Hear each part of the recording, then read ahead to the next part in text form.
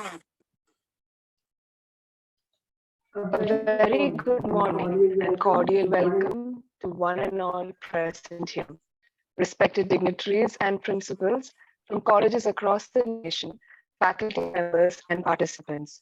The School of Management, Christu Jayanti College Autonomous, in collaboration with the Association of Indian College Principals, AICP, takes pride in welcoming you all to the Executive Development Program on Education 5.0. The world becomes increasingly dominated by technology, and so does education. Education 5.0 is a chain that links digital and technological knowledge to human, social, and emotional skills to promote well being. It is about humans, not technology, and it uses technology as an enabler for adding value and increasing effectiveness. It is about making conscious, responsible choices while seeing the bigger picture. Education 5.0 pays special attention to the aspects of privacy, ethics, safety, and technological mindfulness. It requires a holistic approach towards educational transformation, covering all essential elements.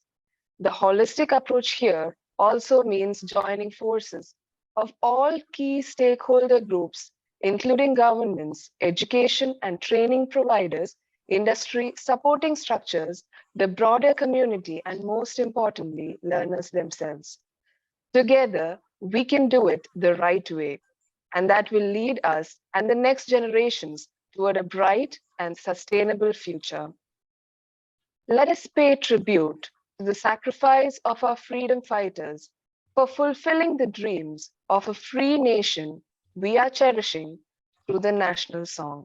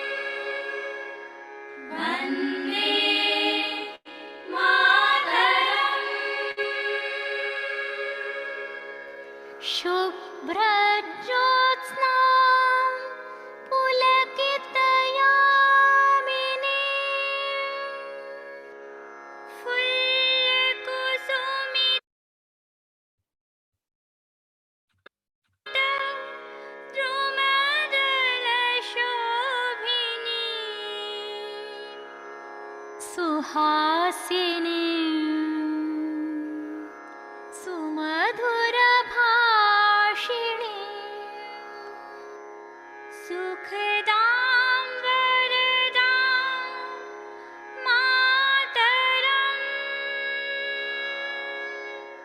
Vande Mataram वन्दे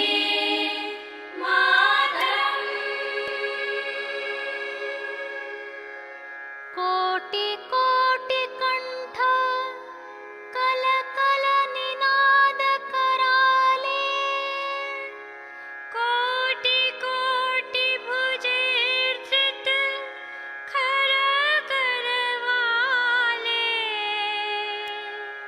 अबला के नमा तबले बहुबलधारिणी नमामि तारिणी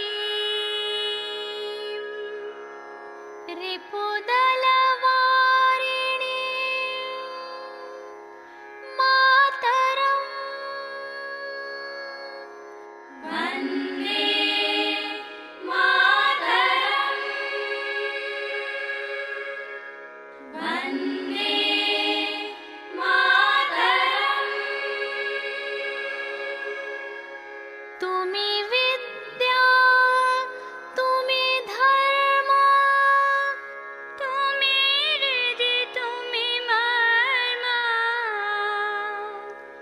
त्वं हि प्राणः शरीरे बाहुते तुमिमा शक्ति हृदये तुमिमा भक्ति तुम्हारी प्रतिमा गढ़ी मंदिरे मंदिरे मातरम वंदे मातरम वंदे मातरम त्वं हि दुर्गा दश प्रहरणधारिणी कमला कमलदलविहारिणी वाणी विद्यादायिनी नमामि त्वां नमामि कमलाम् अमलामतुलाम् सुजलां सुफलां मातरम् श्यामलां सरलां सुस्मितां भूषितां धरणीं भरणीं मातरम् Vande Mataram Vande Mataram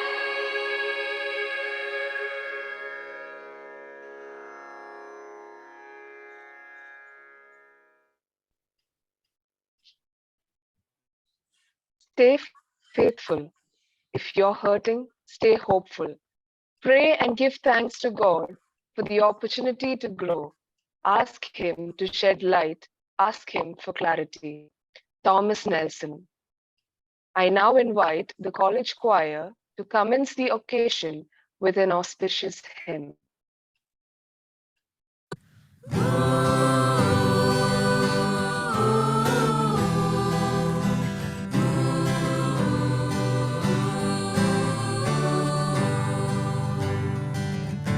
What can I give? What can I bring that would be pleasing to my King? I give my heart, not just a part. I'm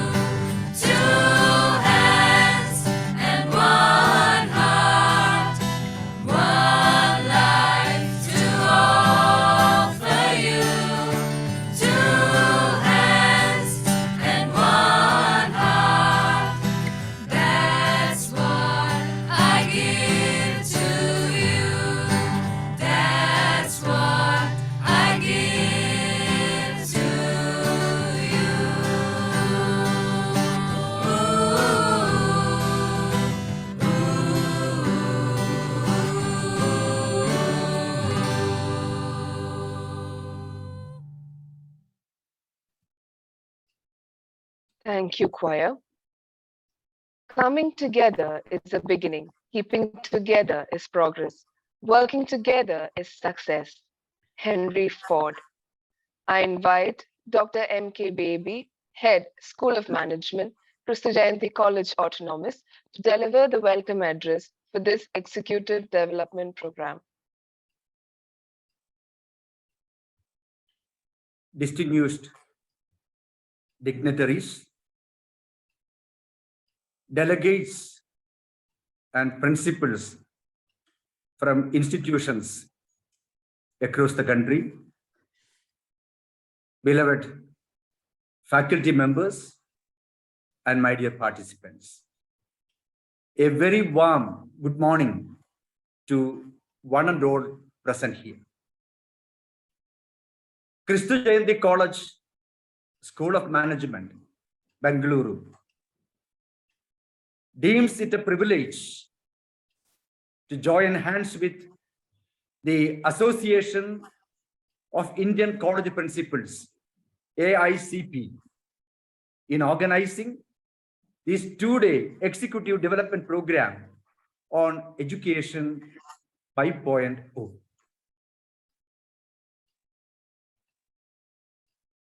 The higher education sector in the country is witnessing a paradigm shift in its approaches to education and the teaching learning process. Probably with the over-thrust on usage of technology and integration of technology into the teaching learning process, the learner has been probably sidelined a bit. And Education 5.0 is a new approach to education where we once again want to place the learner at the center stage. And we want to give importance in preparing intellectually, socially, and emotionally strong individuals and make them participate in the nation building process.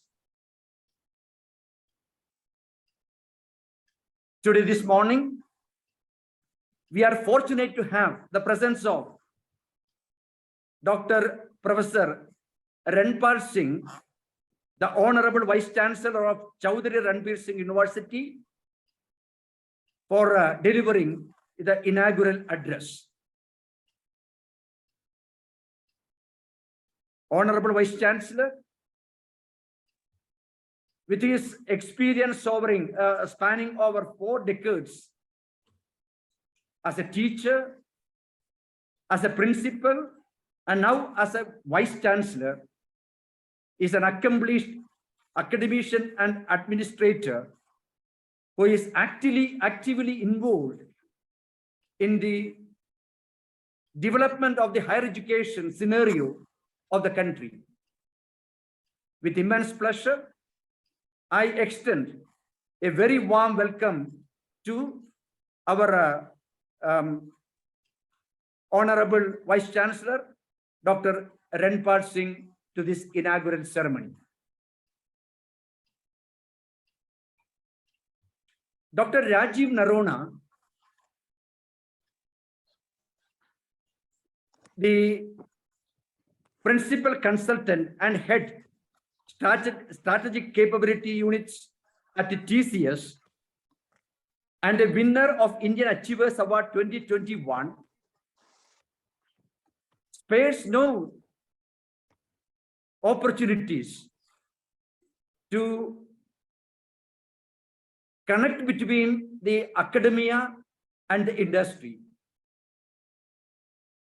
An expert in the domain of HR and people management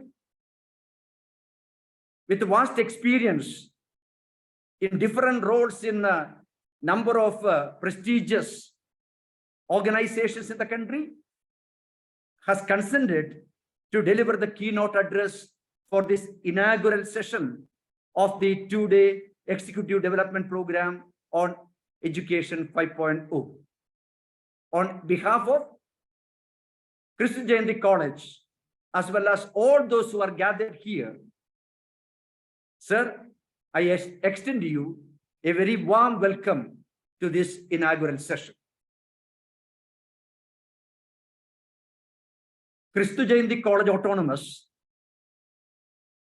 which has started its journey with just 9 students 22 years back, has now crossed many milestones and has emerged as one of the most sought after higher education institutions in the country, with the NIRF ranking, which places it among the top 150 colleges in the country, and with the NAC accreditation with A++ and a CGP of 3.78 out of 4 in its 3rd cycle, has really made its presence feel among the education institutions in the country. And now institutions are looking forward to the success mantra and the strategies of this institution. And behind the very enriching journey of the institution is the able leadership of our principal, Reverend Dr. Augustine George. Reverend Father Principal has consented to preside over the inaugural session. Father, with immense joy, I extend you a very gracious welcome to this inaugural gathering. Welcome, Father. Dr. Ashok Desai, the president of AICP, is present virtually among us, and Desai ji will be giving a forward note about this executive program. With his vast experience as a teacher and also as a principal for over 14 years, and also as an active member of AICP, sir has been exerting a positive influence on the decision-making and policy formulation in the field of higher education in the country. Professor Dr. Ashok Desai, with immense pleasure, I welcome you to this inaugural session. Also, present among us virtually are the treasurer of AICP, Dr. Subhash Brembhat, and also the executive member of AICP, my colleague, Dr. Baba Jnanakumar. Professors, a gracious welcome to this inaugural session. I also extend a warm welcome to all the principals, delegates, and also participants from institutions across the country who are present in this inaugural ceremony of the two-day executive program on Education 5.0. Extending a gracious welcome to all my colleagues and all those who are present this morning virtually in this program, and wishing a very enriching academic experience with the fruitful deliberations on the pertinent issues pertaining to the Education 5.0. I remain. Thank you. Thank you, one and all. Thank you, sir. We welcome you as well. Our beloved principal, Reverend Dr. Augustine George, whose charismatic leadership and dynamic vision has been the reason that Kristu Jayanti College has achieved tremendous milestones. It is with great honor I invite Reverend Dr. Augustine George, Principal, Christa Jayanti College Autonomous, to deliver the presidential address.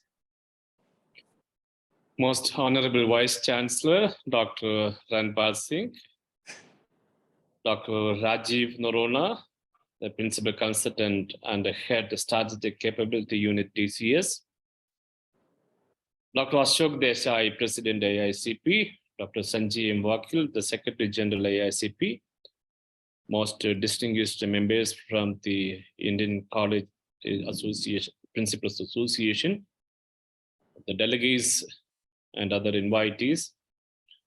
I'm truly privileged and honored to welcome all of you once again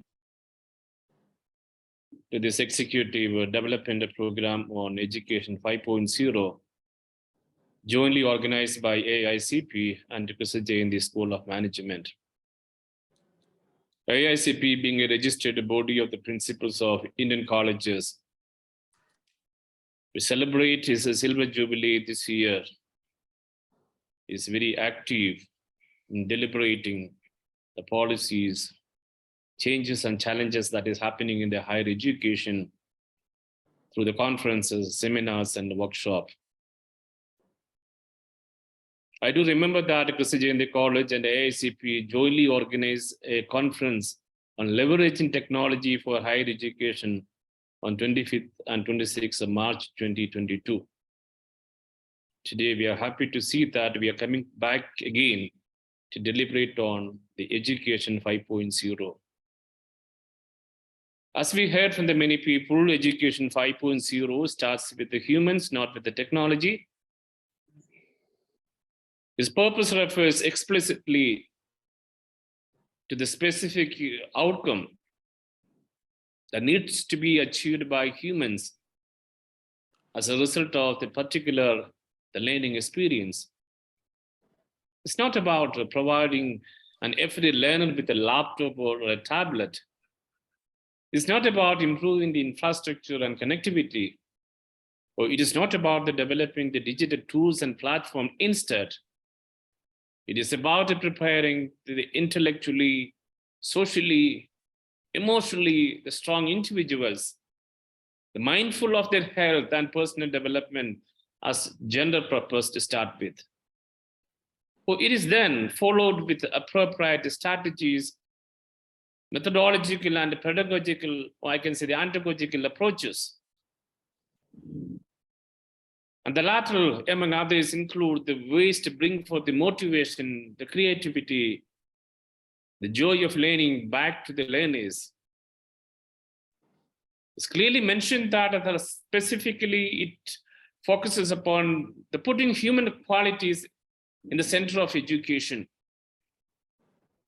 Considering not only the market and company demands, but we need to consider more about the societal and the learners' needs, and giving a big picture of the education, keeping in mind how an education offers fit into the learning trajectory, the labor market, and the development of in this world. So these are the things that we are going to discuss. I'm very happy to see that we had a good resource people and panelists, and they have changed their previous commitment in their professional duties and to find the time to render the insights on this conference. On behalf of the organizers of this conference, I'm deeply appreciative and offer a cordial gratitude to all the resource people who are going to present their thoughts with us today. I represent the diligent and dynamic the faculty members and students of Christa in the College Autonomous, and their transcendent commitment transformed the college what it is today.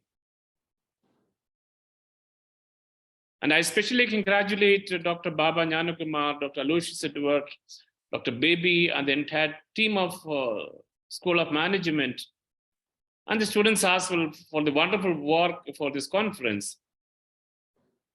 The lasting memory of this conference will be framed on the picture of the active presence and insightful deliberation of the distinguished delegates and who are the part of this virtual gathering. So my warm greetings to the principals, educationalists, and other participants of all the executive development participants for this executive development program on Education 5.0. I'm so delighted to wish the most enriching time ahead and wish all the best. I remain. Thank you very much. Your words are truly inspiring and thought-provoking as always. Thank you, Father. Now, I invite Dr. Ashok Desai, President AICP, Principal Wadia College, Surat, to deliver the forward address.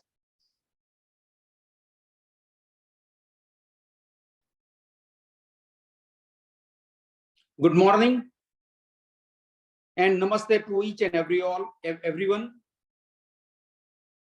First of all, I would like to say thank you to each and everyone for being here at EDP of AICP. I am President of AICP, Principal Dr. Ashok Desai is very much pleased to be able to welcome you with smile on your face, love in your heart, and good thoughts in your mind. On behalf of AICP, I am so much happy to welcome to today's President of EDP, Francis Dr. Austin George, Inaugurator, Vice Chancellor of Chaudhry Ranbir Singh University, Haryana, Dr. Ranpal Singh,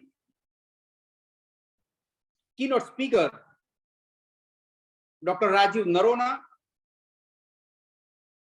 Trustees of AICP and Chairman of AICP,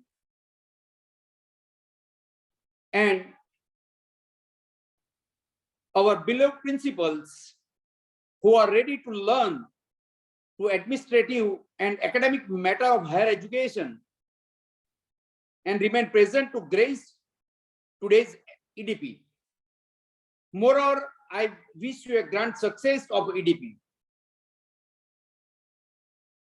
I am too much happy and glad that our executive member, Principal Baba, as well as team of Christu Jayanti College have taken the lead to organize this EDP. I would say about the Christu Jayanti College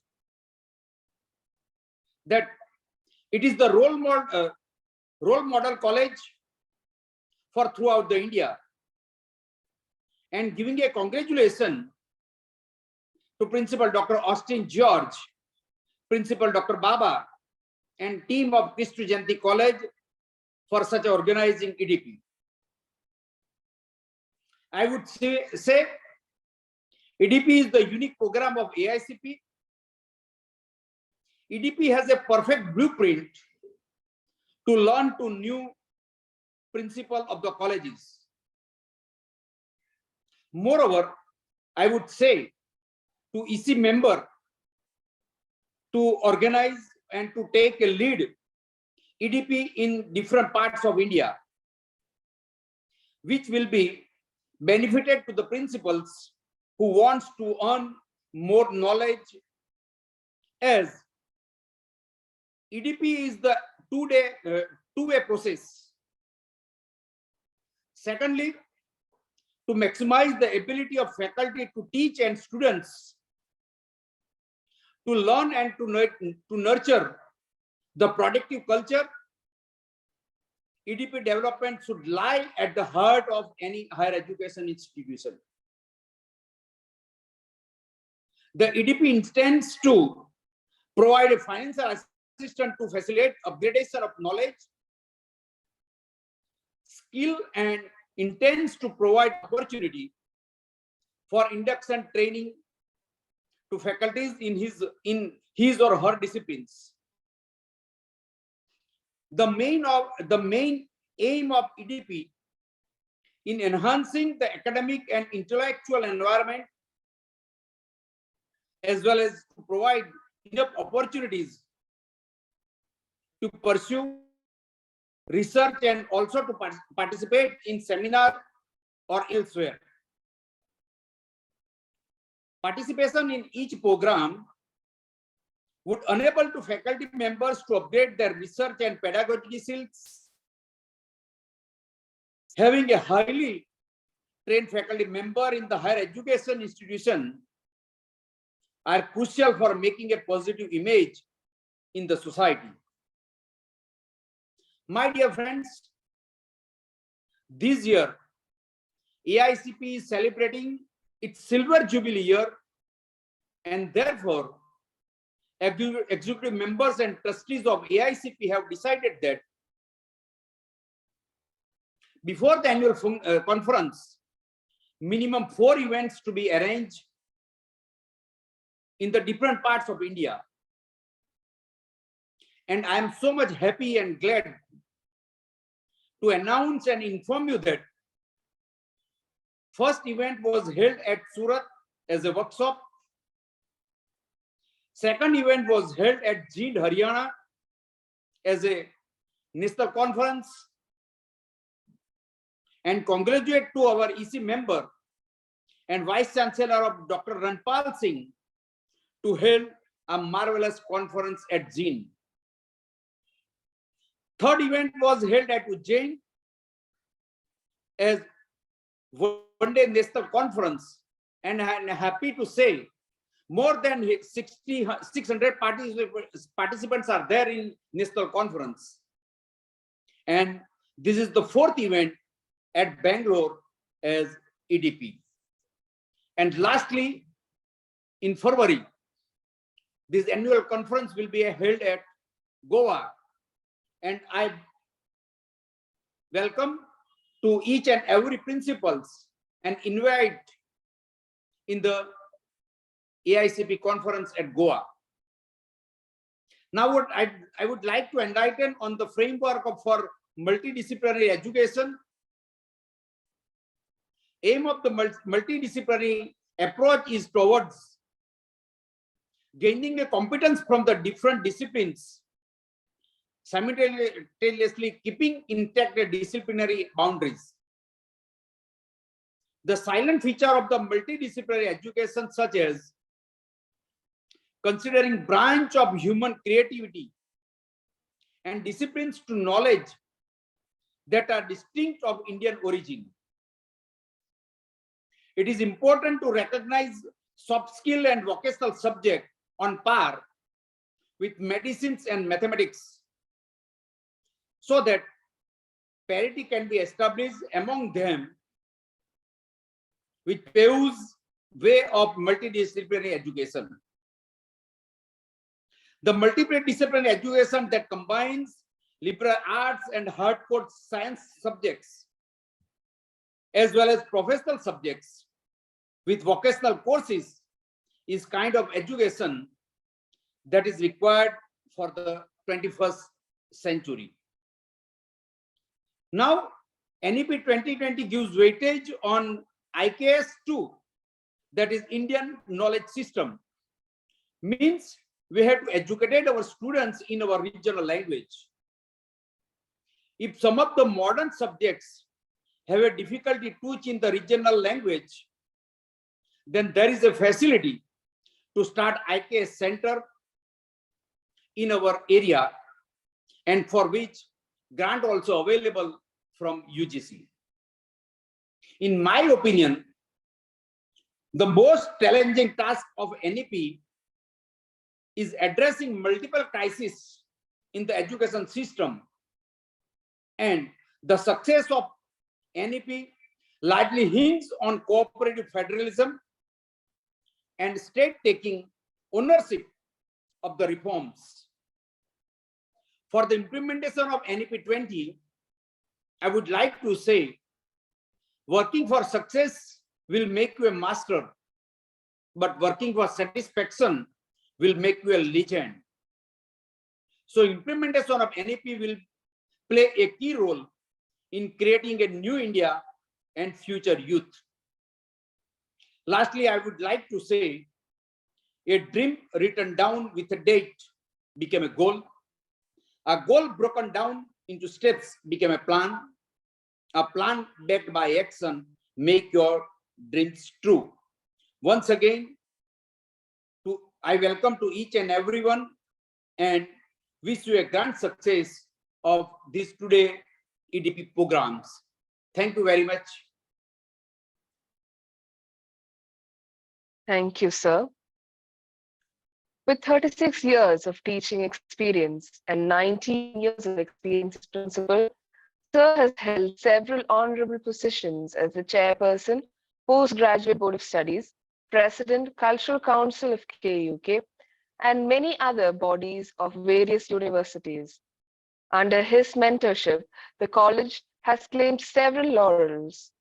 Sir holds a doctorate in political science and LLB. I invite Dr. Ranpal Singh, Honorable Vice Chancellor, Chaudhry Ranbir Singh University, Haryana, to deliver the inaugural address.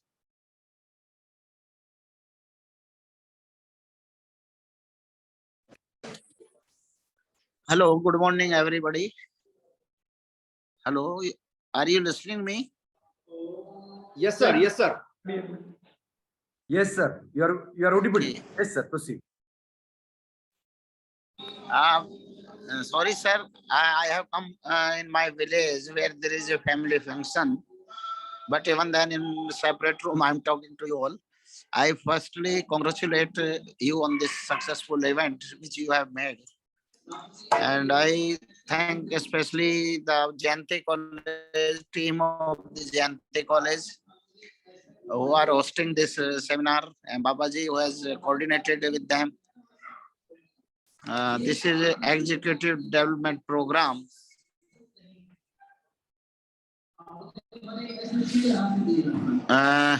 NEP 2020 is the program which government has given to almost all the states who have participated, but there are some few states who are not doing well in this field. But it is really a very marvelous and program which gives a multidisciplinary entry and exit. When an executive development program focuses on many aspects of leadership, business, and management, including new technological developments. This type of program helps professionals develop new and enhance old skills in many areas of business, including strategy, finance, and negotiations. The program also provides theory-based concepts and several courses that give students hands-on learning opportunities to practice their leadership and management skills. Specific skills or abilities that business professionals can acquire through an executive development program include, I think, ability to function more adaptively in management roles by gaining additional confidence and knowledge, ability to apply new concepts, further increase in leadership skills, stronger communication skills, ability to work with others while assessing their skills and strengths, ability to formulate more competitive business strategies, skills in learn building, and the future of executive education will be shaped by the following trends: more demanding customers, efficiency, flexibility, real-time availability, etc. Emerging market competitors, organizations from emerging markets starting to compete in the global arena. New technology such as iPad, podcasts, Twitter, Facebook, blended learning, etc. Next trend, I think, increasing globalization. Organization needs leaders who are comfortable operating in global context. Complexity in environment, faculty scarcity, commoditization of products and services. In the last, I want to say the future is happening now. What previously worked for executives in the past may not work tomorrow. This dynamic program is a wake-up call. It provides the tools they will need to tackle those complicated, uncertain, difficult problems that that are coming their way. By understanding the known, they will be able to deal productively with future. This program prepares our students to really future-proof their strategy for the business decisions that they are having now. Once completed, participants won't be able to stay still. They will be inspired and can immediately put into practice what they have learned. I congratulate the team of Jayante School of Management, to the office bearer of AICP, and thanks to especially to Ban Bhattaji, Desaiji, Vakilji, and Babaji. All have done a remarkable work in this field, and they whole year are trying to develop the skills and to execute such type of programs. Earlier also I organized one program in my university. In future also I will be available if there is any order from AICP to hold such type of academic activities. I congratulate again for organizing this academic and intelligent program. I think I'm village. I feel sorry for this because there is a program outside my house in a village, and I think you are listening the voice here. They are disturbing. So once again, at last, I congratulate all, and especially the team of the Jayante School of Management. And thank you very much.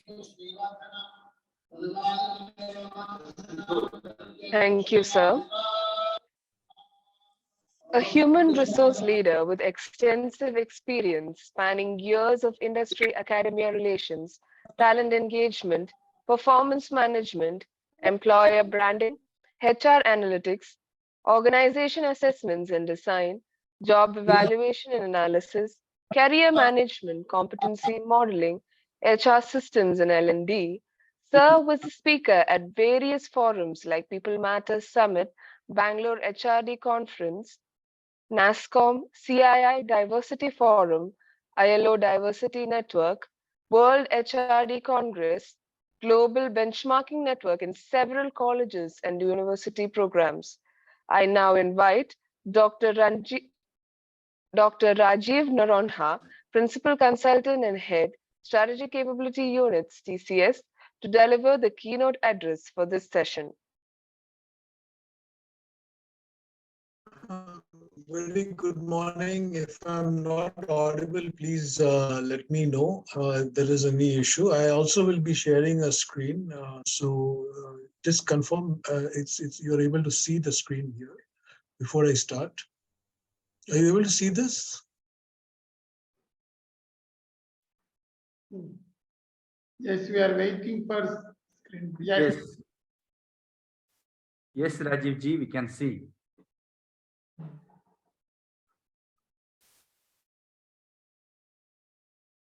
Yeah, okay. So a very good morning and welcome. First of all, I would like to thank Father Augustine George, Dr. Desai, directed me to this forum. It's a very nice feeling to be back sharing experiences from industry with the academia. And I've been doing it for a long time, and I think this is one more opportunity. Since, this is a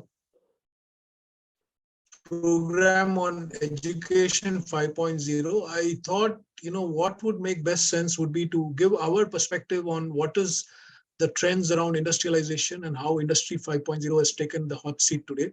And then look at what are the implications for academia and what is that you as academicians and you as professors and knowledge providers to different people would need to think about in the next few years.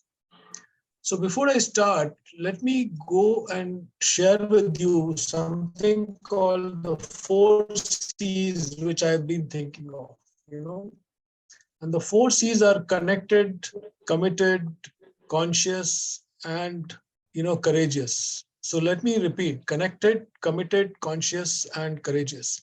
Now, when I say connected, we are talking about emotionally connected people. When I say committed, socially committed human beings. When I say conscious, we are conscious of the environment. And when I say courageous, I mean ethically courageous. The courage to take the right decision in the spirit of, what is good for us in an ecological sense. So when I say ecological sense, it is about what is good for me, what is good for the company, what is good for you as an individual, what is good for the environment as a whole, right? So that is how I would view, this whole mindset 5.0. And that's the message I want to start with. Now, before I go ahead, these are my views. These are not my company's views. So please bear that in mind. Whatever I say is something which I have interpreted and I have. So let's reflect on this. There was a Nobel laureate by the name of Robert Schiller. And, he said, we cannot wait till we have massive disruptions in the world before we prepare ourselves for fourth. We cannot wait for massive disruption. We have to do it now. And this is what he said about 10 years ago, more than 10 years ago, right?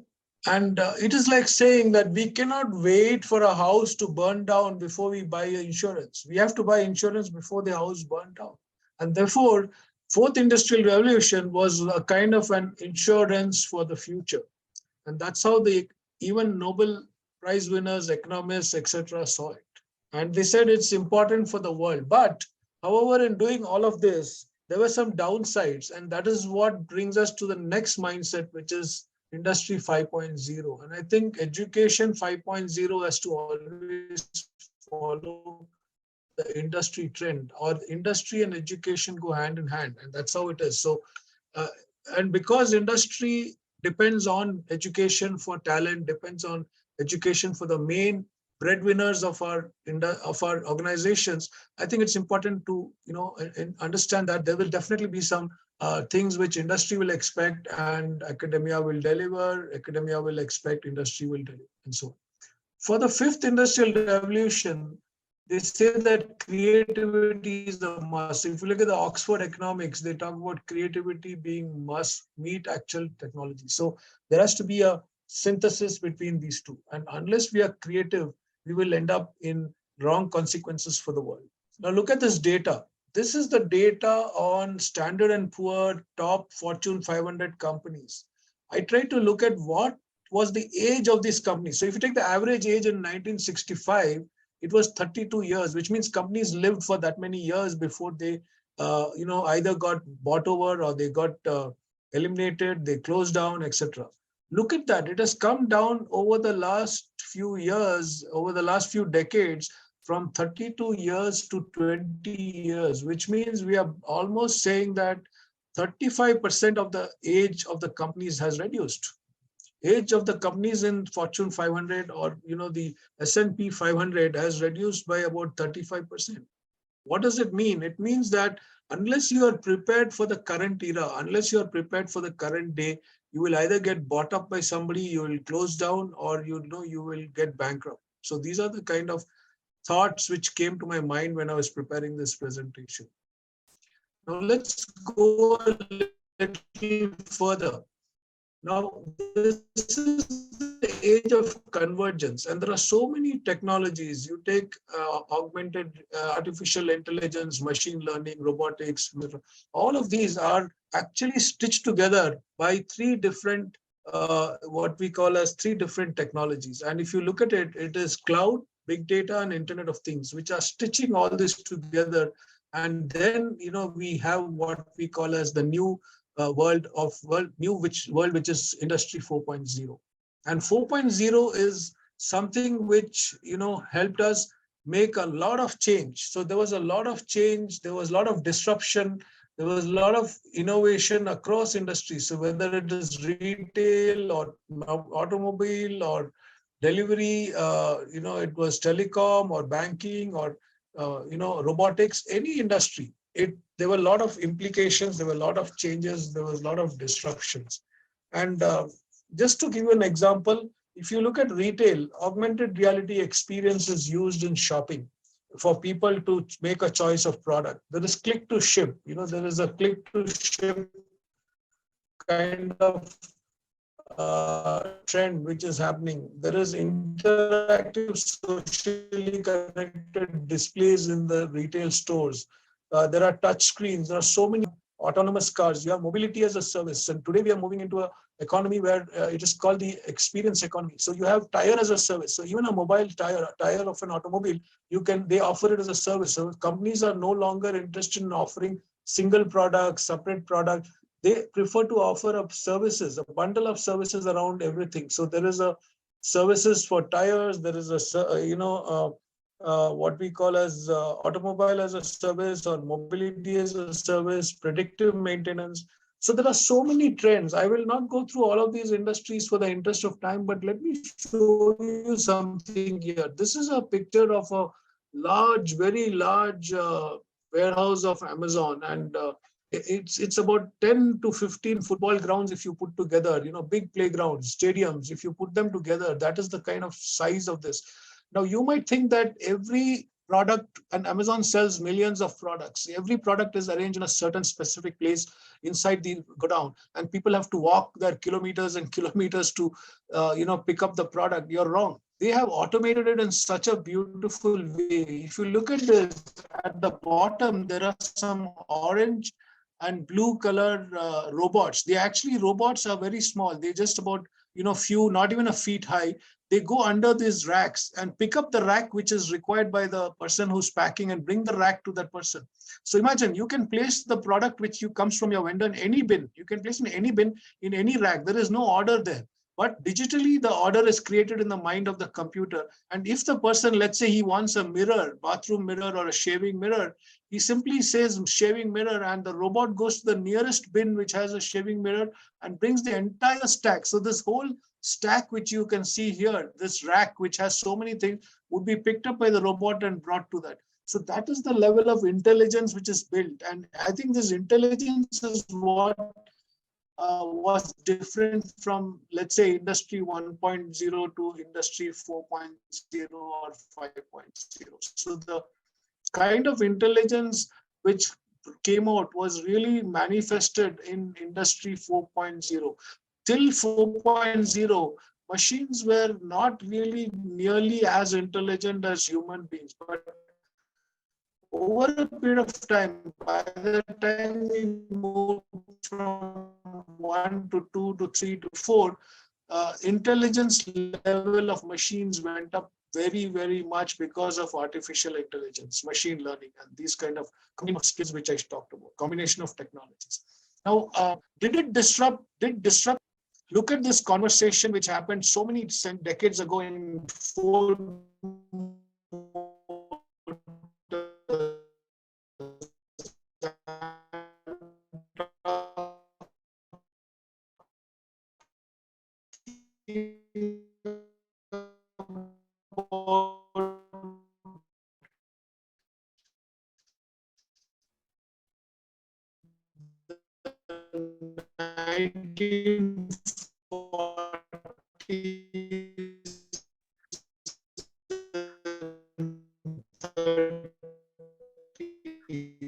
Sir, we are not able to hear you.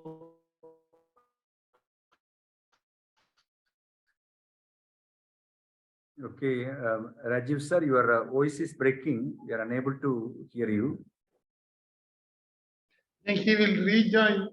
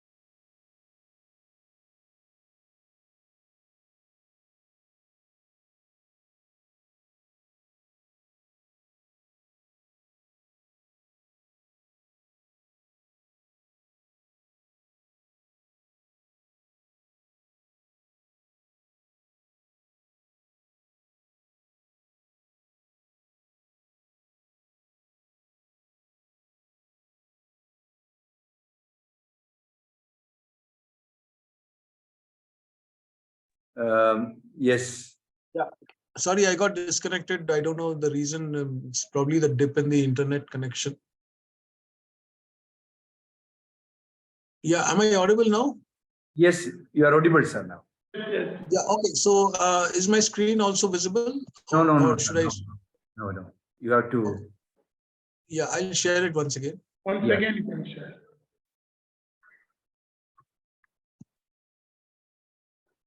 Yeah, okay. So I've shared the screen. So I was just thinking, I hope you would have heard this conversation which I talked about.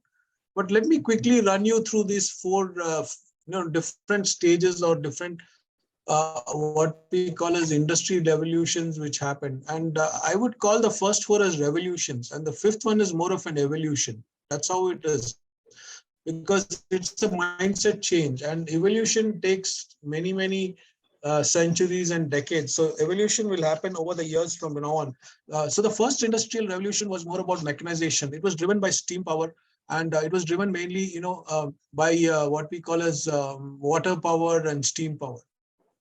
Second industrial revolution was all about mass production, the assembly line, and so on. And in the second industrial revolution, we had railroads, we had creation of supply chain, we had iron and steel production. So all of these were driven, I would say, more by steam plus electrical power. So electricity was generated, etc. And then we came to the third industrial revolution, which was about 1950s, I would say 1950 to 1970. And here we talk about computer and connecting devices and automation. And then finally, we talk about Industry 4.0, where, you looked at all the data which was generated from the third revolution. And, you convert that, or connect that to become information, creating cyber physical systems connected through industrial IoT, etc. So this is more or less what happened in the first four revolutions. And each revolution, if you see, is about half the time. So 100 became 50, 50 became 20, and then 20 took to about 10, and then 10 years now since we have, Industry 4.0. And Industry 4.0 will continue to be the driver for production, driver for growth, driver for productivity, etc. But mindset is going to be different. And unless we change over this mindset to the fifth industrial revolution, or what we call as evolution, we are going to face a very tough situation on earth. And that's why I said the four C's: being connected, being committed, being conscious, and being courageous. So this is the background to what I wanted to start my presentation with. And if you look at Industry 4.0, what was the mindset? The mindset was single use. The moment your cartridge is getting over, the printer will remind you to buy a new cartridge. The moment your water purifier cartridge is getting over, it will remind you. Or the moment your milk is getting over. So it was all about single use, but that's not good for the earth, because a lot of wastage. So we were creating what they call as a consumption economy by Industry 4.0. There was a lot of progress, but there was also regression happening. And when I say regression, on certain socially good things, emotionally good things, etc. Waste, both in food and industry, as the highest level, 40% wastage. Now in Industry 5.0, we will see what that will be. So 40% was the wastage on floors, shop floors, in the food. If you see, about 75% of the crop doesn't reach stage 2 production, and it used to get wasted. If you look at smoke emissions, you look at the kind of smogs in cities like Bangalore or cities like Delhi, etc. It really shows that we are not really caring about this environment. Growing products products are growing, food is being produced, things are being produced without being sold. Millions of goods are not sold, and they are just scrapped because they don't want to reduce the price and sell it, and that's really a waste. 54% of wood packaging, if you see, is thrown after one use, and 75% of cardboard. And I think each one of us has a role to play in the last one, because we also don't reuse many of these packagings. We just throw it off, or we dump it down and throw it in the garbage. But the 5.0 mindset is about drive for purpose and inclusion. So we are saying that we should talk about profit plus progress. It is not just progress. It is not just profit plus progress, which has been the industry 4.0, but it is purpose plus inclusion. And second is the means. What is the means? The means is through processes and frameworks, industry 5.0. We will commit to sharing data and information. So all of you who would have heard that Elon Musk has even given up his rights to some of the, what we call as patents and etc., technologies, making it open to the world to go and adopt. And they brought in some of the first. So I think his was one of the first companies with industry 4.0 expertise, but a 5.0 mindset. And before even the authors of, Michael Rada, who wrote this paper on Industry 5.0 in about 2015, even before that, Elon Musk had moved in this direction. Sustainable is the next, what we call as a way of looking at it, the mindset, economically sustainable, environmentally sustainable. And then we are saying that by doing all of this, we can save approximately $475 billion annually in all of this industry 5.0 adoption, which is $500 billion. And if you say $500 billion over a 10-year period, it is $5 trillion, which is huge. And that is the kind of potential for agile, being flexible in time and space. Even time is a resource. Even time is a resource for us in Industry 5.0. which we need to save, we need to use productively, we need to use benefit to benefit the entire universe. And then, we are talking about learning from failure. There is nothing like failure, but there is only feedback which we get from the failures which we have, right? And finally, it's all about being inquiring and all about seeking constantly to find new ways and start where others end, actually. So that's the mindset change which we're talking about in Industry 5.0. Now, what is the implication of change? If you look at the kind of, news articles and reports we used to get during the fourth industrial revolution, it talks about how robots are eating desperately needed, and things like that.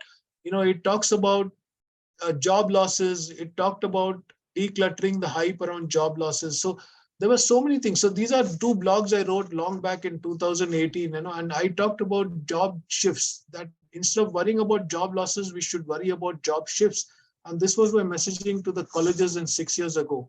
And when I spoke to principals about 6 years ago, I told them, don't worry about the job loss. Just worry about how do you shift and how do you make that shift from certain kinds of jobs to the other, and train your students so that they are ready for the next wave of requirements from industries. Second is there was a lot of unnecessary hype about job losses. And then I wrote another blog called, these are all 5-6 years old now. But if you look at the headlines those days, they all talked about, how industry is, and you talk about today, industry is poised to take advantage. Singapore government, India says we cannot miss the fourth industrial. So we are still, these are all last week's headlines, the last two which I showed you. They were just 2-3 weeks back, they have come in papers. So if you look at all these are still talking about the potential of 4.0. Even today, if you open the newspapers, you will hear about it. But 4.0 moving forward will have to be along with 5.0. So it is not that 4.0 has ended and 5.0 has started. It is not like a number system. It is just a mindset shift now from one kind of operating model for the world to another kind. And here we are talking about lots of machines replacing work for people. And now we are telling in the future, it is not man or man versus machine, but is man working together with machine, which really is going to make the difference in the 5.0 world. Look at implications of 5.0. What are the messages? We are talking about green frontier. We are talking about, drought emergency. We are talking about energy crisis. We are talking about, the risks which we have, increase in flash floods, climate change. So all of these were actually the reasons why 5.0 mindset was required, because, you can keep progressing, but progressing on one dimension and regressing on many dimensions is what the world doesn't want. The world wants progress, the world wants prosperity, the world wants luxury, but at the same time, we have to do it in a sustainable manner, inclusive manner. Gender diversity, gender disparity should not be there. Similarly, you should not have economic disparities the way it is today. If you look at the data during the pandemic, there were more than 5 billion people, 50 million people who became, who moved from the middle class to below, 50 million people. And there were more than 130 million people who, had some kind of an impact on their incomes, on their earnings, etc. So these are the kind of disparities which, you look at the gender participation in industry, it is much lower than what, the female participation is much lower than what it could be. And therefore, there is a need to push this up. So all of these are captured in the 5.0 mindset. Now let us shift gears to what is more relevant based on whatever I spoke for the academia. So what is it for academia? What does it mean for colleges? What does it mean for principals, teachers? So we'll shift gears here and we look at what are the jobs of the future. Now, if you look at this data point, 2018, about 29% of the jobs were performed by machines. Whereas in 2025, about 50+% or maybe even 60% of the jobs will be performed by machines, which means lesser jobs for human beings, more free time. So what it means is the lesser jobs doesn't mean that you have less people working. It means you give less time for people to work, more free time, let them think, that should be the kind of spirit. So both industry and academia needs to think in a different way in the future if you want to have a better future for our planet and we want to have a better future for our people. Now, what is it? You'll have more jobs in healthcare, you'll have more jobs in care services, more jobs in education. This is a study which was done recently by World Economic Forum through Accenture and a couple of other organizations. And they said there are many more jobs going to be there in these areas. And this is similar trend is going to be seen in the developing nations. So although this data initially was collected further, I'll come to this on the next slide. And if you see, you will have more productive GDPs, you'll have better performance, you'll have better, all of these dimensions which we talk about are going to be better. If you look at growing versus declining jobs, there was a 2018 study which was done by World Economic Forum, and look at the right side. You see that all of these jobs are actually declining. Less and less opportunities for people, data entry clerks, because today you can scan data, you can just convert data automatically. If I upload a scan form in my system for claiming a bill, it simply takes the bill. I don't even have to type out anything. I don't have to type my mobile number, anything. The moment I put the bill scanned copy into my system automatically knows what is the invoice, what am I raising it for. It's a mobile bill, it's a travel bill, it's a taxi bill. It automatically populates everything. I don't need somebody to enter the data at all. So similarly, many of these right-hand side jobs are declining. And these were the ones which have been emerging. So if you see on the left side, these are all jobs which are very common today. Many jobs were not there in 2015, 14. Now they are all there. And this is what was predicted and I shared with many of my presentations in the past. Now, if you look at today, for developing countries, that time they said 60 million people will lose jobs. But actually, 60 million people lost jobs, but 133 million people got new jobs. New roles, new jobs. So that was why I said, do not worry about job losses, worry about how do you shift people from right hand to left hand. How do you shift people from the right side of this table to the left side in terms of skills, in terms of capabilities, in terms of learning, in terms of curriculum, etc. Coming to the next one, the recent the jobs all involve technology, digital, sales, brand management, financial. So these are the categories of jobs which were created. These were the categories under which various jobs were created. And over a period of 5 years, we have seen definitely a clear trend around creating these jobs. Look at the next one. So the next one is all about what is today. So if you look at today in 2022, this is for developing countries like India, Brazil, China. This is the data taken. They found that agriculture, forestry, fishing, these are the ones which are going to grow the most in between now and 2030. Supply chain is the next one, retail and supply chain, production of consumer goods, engineering and construction, education. So unlike US, where education and care are the top, personal care, well-being. Here you see personal care and well-being are at the bottom, and education is somewhere at number 5. But if you see the developed countries like US or Germany or Japan, there, these categories are in the top 4 or top 5. Okay, so the world is slightly different in focus. So the Western world is focused more on personal care, healthcare, well-being, education, training, whereas the developing countries are going to have more jobs in these areas. Fortunately, education still at the top. Government and public sector still going to play a big role. And if you see, the other areas are all very, very small. There are much, much smaller growth compared to this. So this is an important input for principals, for colleges, and academic planners to see what kind of future requirements are there from the industry. How do you prepare people for these kind of jobs, etc. Now coming to the actually, how do we get there? I thought of how do we get there? Is there some messaging I can give for today's presentation? So I looked at World Economic Forum, McKinsey studies, LinkedIn studies, and I tried to put together what are they saying? What is the pattern? You look at about 20, 25 studies and you'll find a pattern. So the pattern is complex problem solving. The world is becoming more and more complex. There are too many dots to be connected. It is no longer simple problem solving. So I think our future generations would need this in a big way. And if we are able to prove that we are doing complex problem solving in a very focused manner, I think we can really help our students to reach that place. They're very good technically, they are very good in the subject, but when they have to solve any complex problem, they struggle. And this is what we have observed even in our organizations. Second is critical thinking.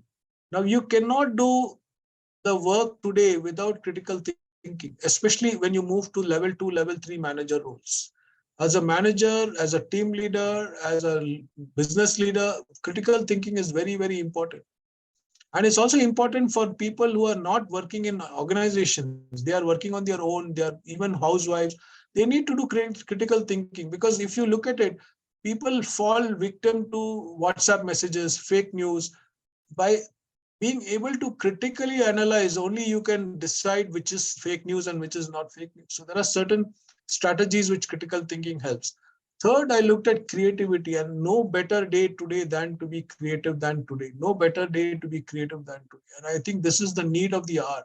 So complex problem solving, critical thinking, creativity, all start with C. I don't know why, but something says all 3 are very important for this. And then you have emotional intelligence. Then we come to the next, which is collaboration. So one more C is collaboration, working together. Fifth one is service orientation, because we are moving towards an experience economy. Everything's going to be experience based. Manufacturing will happen. There'll be more robots doing work along with men, but the primary industry economy is going to be service, right?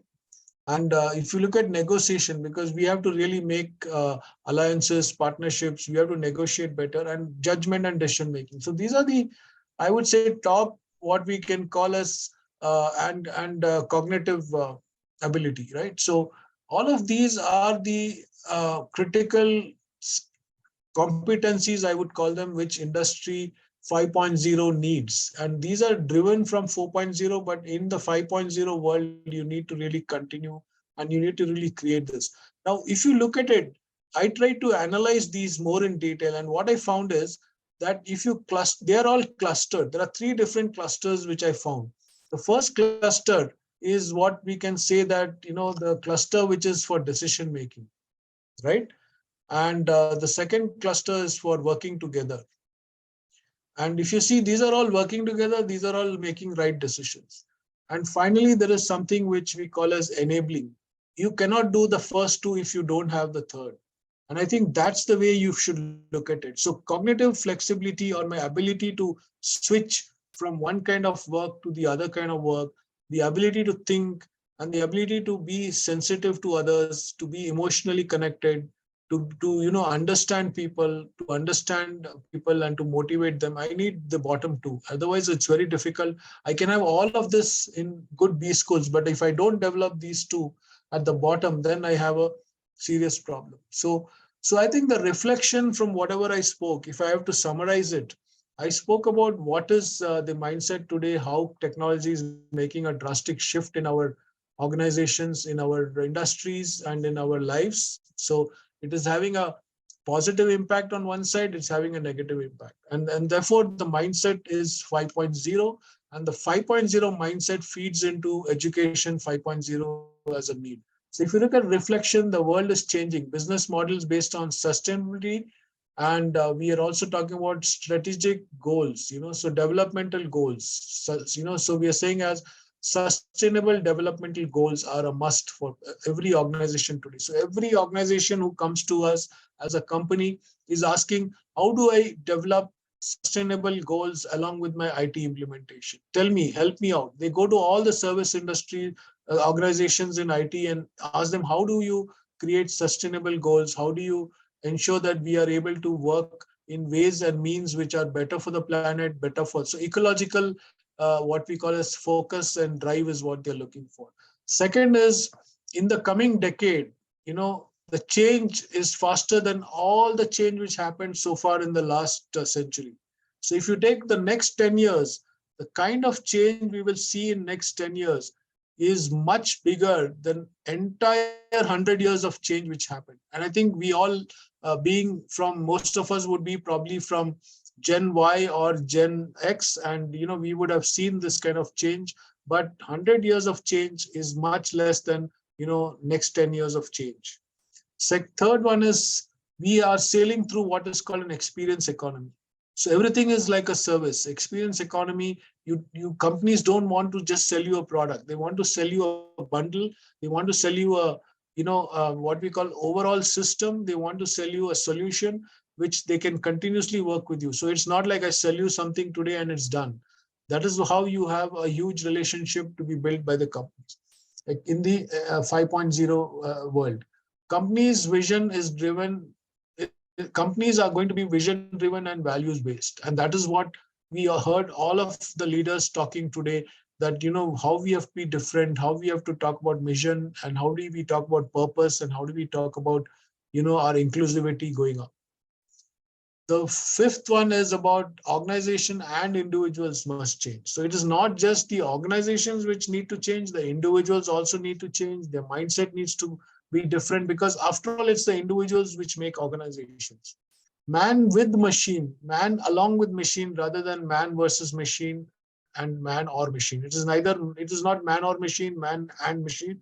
It is man with machine. And therefore, we will have teams in the future might have 5 humans and 4 robots, and each one will have a role. So you will soon see, and we have already started seeing organizational charts with Mr. X, Mr. Y, Mr. Z, and chatbot Y, A, B, C. So chatbots also have a role to play in teams, and they will play a role with human beings will play a role. But I think it's a balance between the two. 50% of the population in the next 5 years will have part-time employment. So you will notice this is a big change to prepare your students for. How do you prepare your students? Last month, I read about a paper which said the 2-year MBA is going to be extinct, or 2 years MBA won't even be there in the next 10 years. Please think about it. Is there going to be a 2-year MBA in 10 years time? I think no. That's what the prediction says. And if we look at it, then what are we doing to create the next generation? And I think with education policy, the new national education policy of 2020, I think we will definitely move towards that stage. And we might not need a 2-year MBA. We might just need a 1-year preparatory course, or we might need multiple small nano learnings to create future leaders, not necessarily an MBA or a PhD, etc. PhD may be good for teaching, but may not be good. So we have to think of all these situations based on what we are seeing.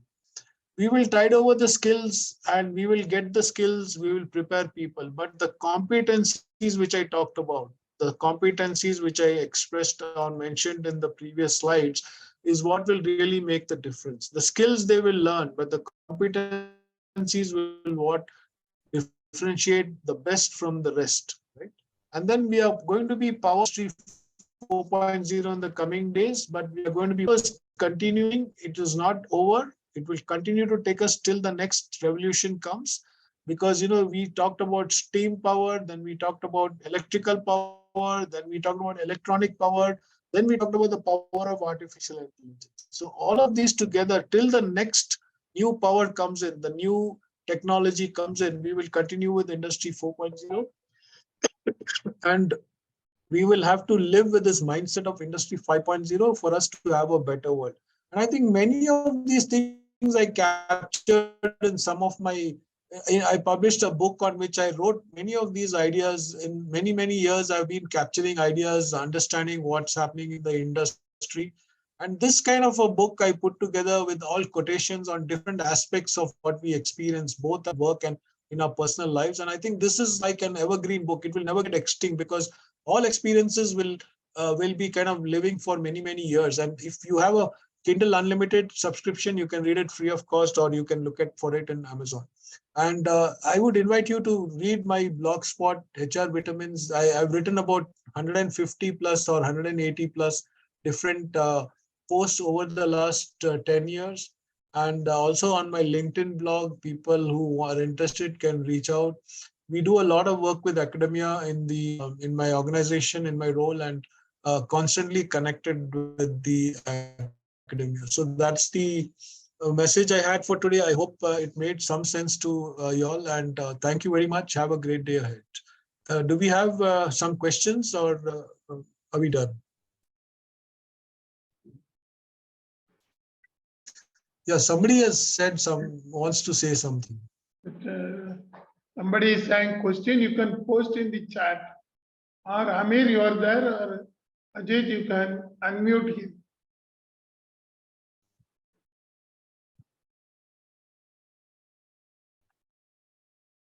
Yeah, somebody can unmute Dhanappa Metri. Unmute Dhanappa Metri.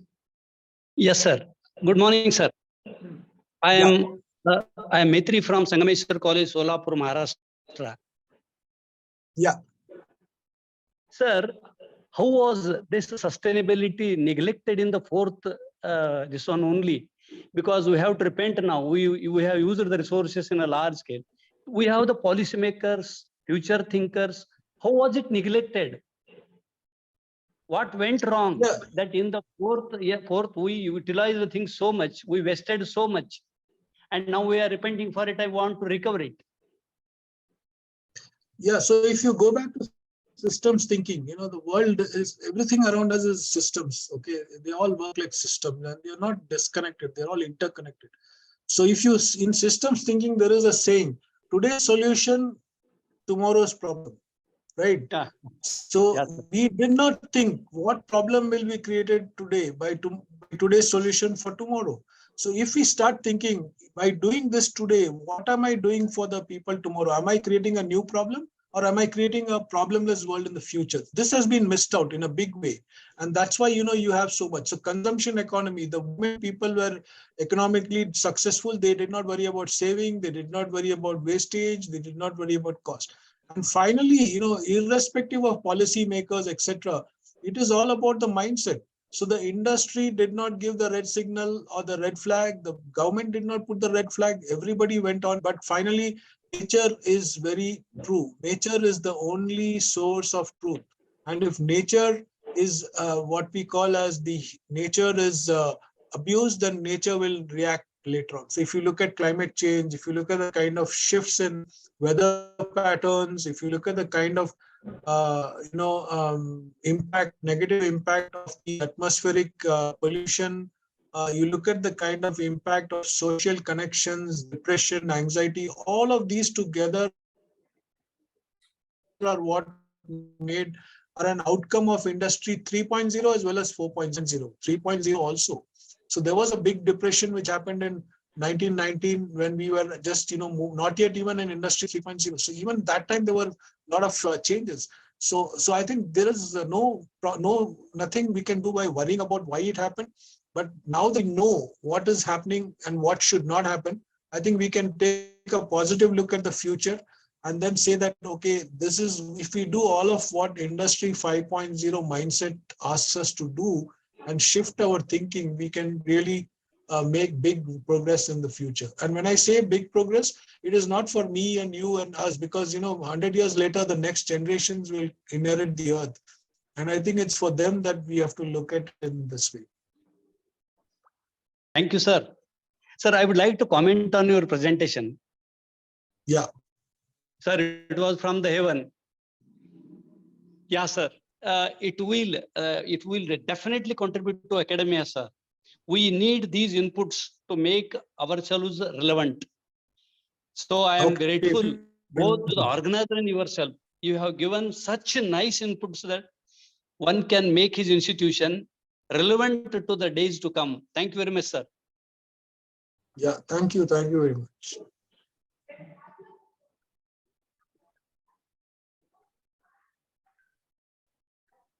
Yeah, okay. So thanks a lot for everyone for your patient listening. Yes. Any more questions?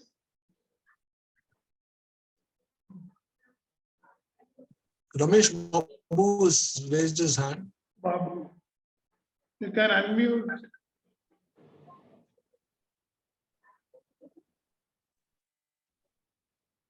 Ramesh Babu. So hello, sir. Good morning, sir. Is Ramesh here? Yes, Hello, you good are morning. audible. Yeah, am I audible? Yeah. So, Yes. sir, I think one of the most challenging Yeah, things that we have, one of the most challenging things what we faced from the past few years is moving ourselves from offline to online. So in terms of the challenges what institution or a university faces, do you think so there will be a drastic migration from where we are in to the next level? Or by taking the other aspects into consideration, how effectively you're contributing to the environment? So what do you think are the main challenges does an institute face in order to balance between offline and online kind of educations?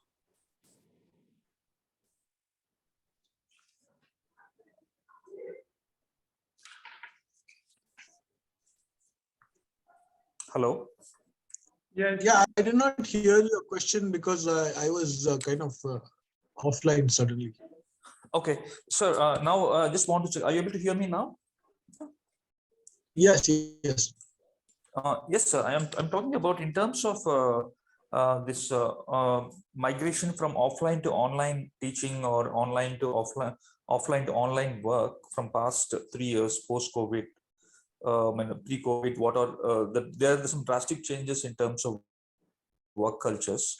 So I think an institution or an organization has to take care of has to strike a balance between these in order to contribute significantly in terms of contributing yourself to the environment, whether it is in IT infrastructure side or your work-life balancing, what you can do. So what do you think are the main challenges that an institute and organization face to take care of this? Yeah, I think the reality, and this I was having in the governing council meet last week, where one of the institutes where I'm on the governing board of the college. Okay. See, we were having a similar discussion, and then one of the things which came up is for the educational institutions to think about, you are preparing students for a world. Now, when you prepare for a future world, you have to prepare them for the future world. And what is expecting the future world? In the future world in industry, and when I say industry, I mean many of the industries will have what is called a hybrid mode, which means you will have people who will have to work in person and people will have to work online with others, collaborate over collaboration tools, etc. which means the way I communicate in face-to-face is very different from the way I communicate in online meetings. The way I influence a decision, the way I trying to impress on somebody or communicate a decision or communicate a change is very different. So I need to be prepared for both worlds. So when we tell the institutions, what we say is that prepare them for both. You do for Monday to Friday, you do, face-to-face, but do a Saturday online, so that every week, every month, or every year, 52 times in a year or 40 times in a year, they do an online session. They do presentations. So not only attending class, you make them do presentations online, you make them solve case studies online. So you blend both and bring both of them and make even some of the exams online. There could be a Viva online, or there could be a Viva face-to-face.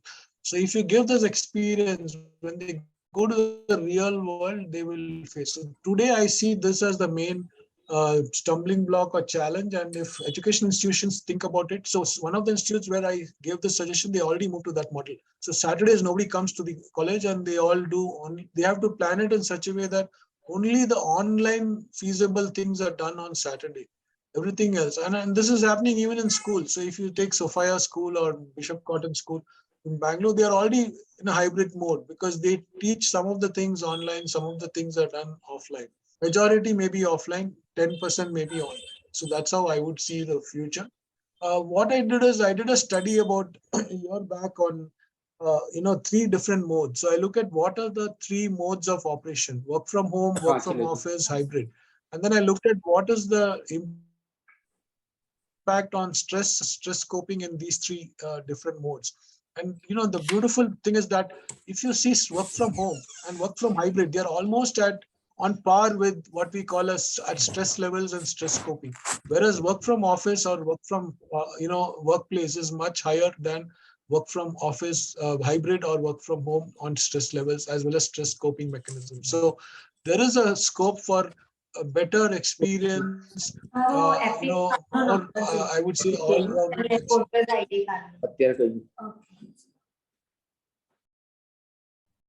Yeah, so that's what I wanted to say. I hope that answers your question. Yes, sir. Thank you, sir. Thank you very much. Sir, there's one thing called the simulation when you actually go ahead and design a business model. So do we have any business models in terms of what exactly an institution has to follow to meet the challenges to cope up with this? Or so what do you think? I mean, this is all in testing phase at the moment. So I think most of the institutions or organizations will have to face the challenges to cope up with this. So do we need to follow the business model? Actually, see, yeah. So if you take, there are 2 types of things we are talking here. One is what is from the industry perspective. So if you look at from an industry perspective, there were simulations done, and all these predictions which they talk about in terms of number of jobs created in which industry and which industry is growing, developed nation versus developing. These are all based on simulated numbers, based on numbers, based on trends, based on real data from the market. These are not from real data, or not somebody has given it, but they are based on simulation. Second is, when it comes to trying out different models in the organizations itself, in the educational institutions itself, I think we need to create this. And one of the tests is that you try it out. You try it out and do it. You can probably have what they call as group discussions, or 6 thinking hats, put it together, get ideas from people, what is best for your industry, your organization, your sector in which you're running academics, and then decide. A combination of 6 thinking hats, brainstorming, and then looking at some ideation will help. Whereas in the larger economic sense, it makes you can do simulations. At least that's my limited understanding of this field. Yes, I got the answer, sir. Thank you very much. Thank you. Thank you, sir. Thank you, sir. Now I invite Dr. Ashok Desai, President AICP, Principal, Wadia College, Surat, to propose the vote of thanks.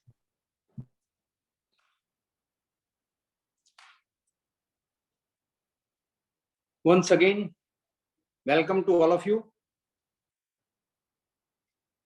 Secretary General, Principal Sanjay Vakil is at London. So on behalf of him, it has been such an honor to give vote of thanks of this wonderful event. On behalf of AICP, I would like to extend my heartfelt gratitudes to our esteemed guest and inaugurator, Dr. Ranpal Singh, Vice Chancellor of Chaudhry Ranbir Singh University, Haryana, for their valuable guidance and presence and address. Let us be grateful to Dr. Augustine George, who gave permission to organize this EDP, and for presidential address too. And I would say he is charming gardener who make our souls blossom. I appreciated to keynote speaker, to Dr. Rajiv Norona, for wonderful speech and two-way communication and guide to the Augustine gathering. I am so much thankful to the prayer and make the atmosphere live, as well as for the national song also. I really appreciate as well as value and respect to our EC member, Principal Baba, who take a lead to organize this EDP. And lastly, I would like to express my gratitude to everyone for their hard work and to make a grand success for this inaugural function and remaining parts of EDP. How can I forget my beloved principals and delegates who have participated in EDP? Without their presence, EDP has no value. So I would like to say thank you from the bottom of my heart. Once again, thanks to each and everyone to help and cooperate to EDP to make a grand success. Thank you very much. Thank you, sir. Thank you all for your sincere participation. We have come to the end of this session. The next session on fostering cultural diversity and well-being of students will commence after a 5-minute break. I remain.